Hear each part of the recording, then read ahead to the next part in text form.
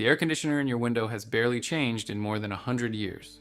It runs on a compressor, a sealed loop of gas, and a motor that hums until it dies. Now, a team at the Chinese Academy of Sciences has built a cooling machine with none of that. No compressor, no refrigerant gas, just a block of metal and a magnet, and a temperature that drops the moment the magnet pulls away. If it scales, that box on half the buildings on Earth is the next thing we replace. Here's how a magnet makes cold. That machine is real, and it is small. Physicists at the Institute of Physics in Beijing packed the whole cooling core into a disc about the width of a coin. Inside it, a rare metal called gadolinium does something strange. Slide it into a magnetic field and it heats up. Pull it out, and it cools down below where it started. That is the magnetocaloric effect, and it has been known for over a century. Finding the effect was the easy part. Getting a machine to turn that flicker of temperature into real, useful cold took over a century. And that is what the Chinese team just cracked. To picture why the metal changes temperature, think about the atoms inside it. In gadolinium, each atom behaves like a tiny compass needle. With no magnet near them, those needles point every which way, a kind of magnetic mess. Snap a strong field across the block, and the needles all swing into line at once. That sudden burst of order squeezes heat out of the metal, and the block warms up. Take the field away and the needles scatter again, and pulling that order apart forces the metal to swallow heat from around it, so it turns cold. That is the whole trick. No gas-changing state, no pistons, just atoms lining up and falling out of line. The effect was first spotted in the 1880s, but for about 100 years it was far too weak to cool anything you would keep in a house. That changed in 1997, when researchers found a class of metals with a giant version of the effect, finally strong enough to matter at room temperature. Everything happening in China now sits on top of that one discovery. To see why it matters, look at what it replaces. Your fridge, your car's air conditioning, the unit cooling your bedroom, the walk-in freezer at the store. They are all the same machine. Every one of them runs on vapor compression, an idea from the 1830s. A pump squeezes a gas, the gas expands, and the expansion drags heat out of the room. It works. It has worked for almost 200 years. But it comes with two problems that never went away. The first is the compressor, a motor that runs almost constantly, burns through electricity, and wears out.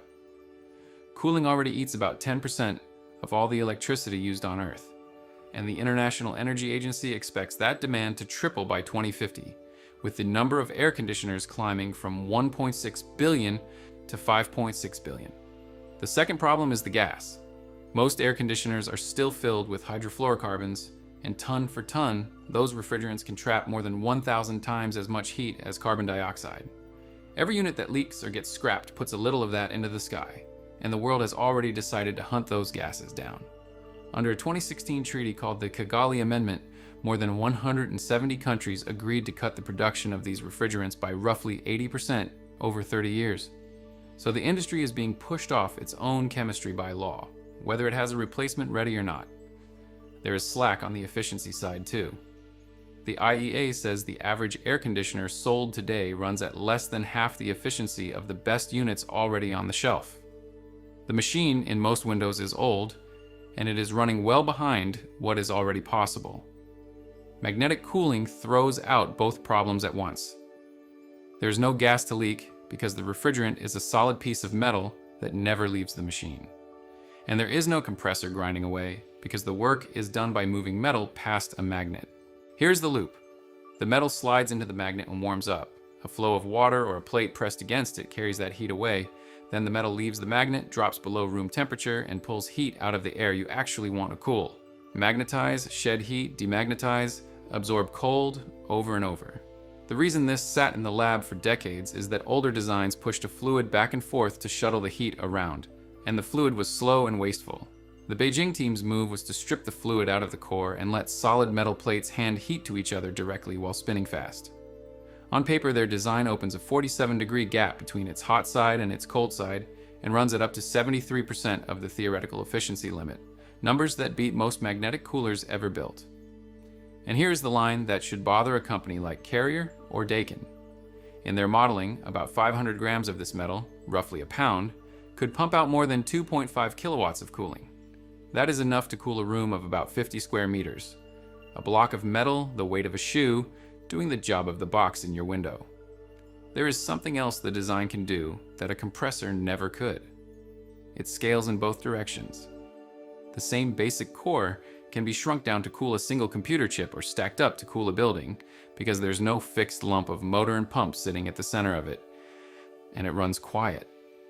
A lot of what you hear from an air conditioner is the compressor kicking on and off through the night. Take the compressor out and most of that noise leaves with it. If you like watching the machines in your house get quietly outdated, subscribe. This channel takes them apart one at a time. Now back to the metal. None of this is an accident of geography. The work came out of the Chinese Academy of Sciences, funded through China's national research programs, and it is not one lonely experiment. The magnetic route is only one lane. Some of these machines cool by stretching and releasing a metal wire, others by squeezing a material under pressure, and Chinese groups have built working benchtop versions of several of them. That spread is deliberate. Instead of betting everything on the magnetic version, they are working every version at once, trying to own the whole category before the West fully commits to any of it.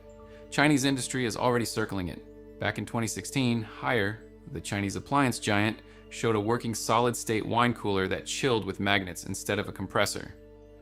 And this is where the Western cooling industry gets exposed because it is built on the exact thing this technology deletes. Carrier, Trane, and Daikin spent a century perfecting compressors and refrigerant chemistry. That expertise is a moat right up until the compressor and the refrigerant are gone. After that, it is a liability, a factory tool to build a machine nobody wants. Now the part most of these stories skip. This is not sitting on a shelf yet.